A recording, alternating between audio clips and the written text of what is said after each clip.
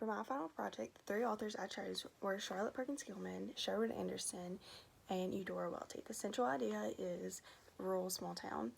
And for Charlotte Perkins Gilman, she writes the yellow wallpaper, which is in isolation and in an estate. So I imagine that being in a countryside. And so she was 24 and had her first child and suffered postpartum depression.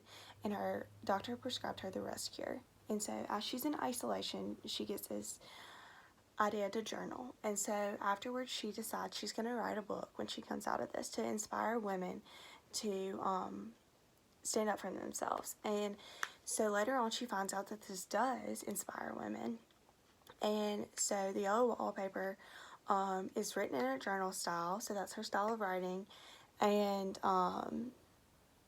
it does create inspiration for other women.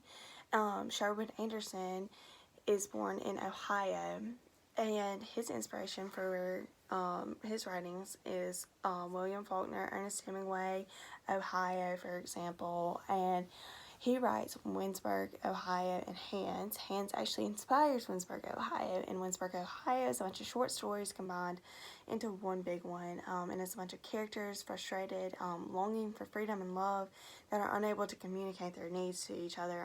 His style is actually just a simple language, so I think that's interesting, which it kind of goes hand in hand with small town America feel. So that's kind of cool. And lastly, we have Eudora Welty, and she's a famous Mississippi writer. She's from here in Jackson, Mississippi.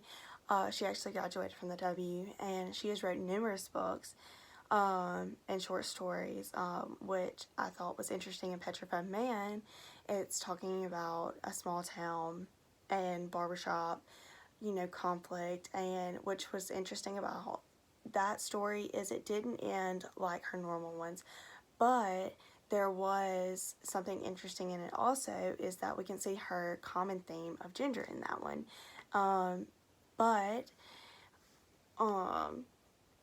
What I thought was interesting about these three authors is that they all three come from different parts of the United States, and they all come from three different backgrounds, but they all come to the central idea of the same setting in three different time periods. So those are my three authors, and that's kind of just a brief summary of my research I did on them for this semester.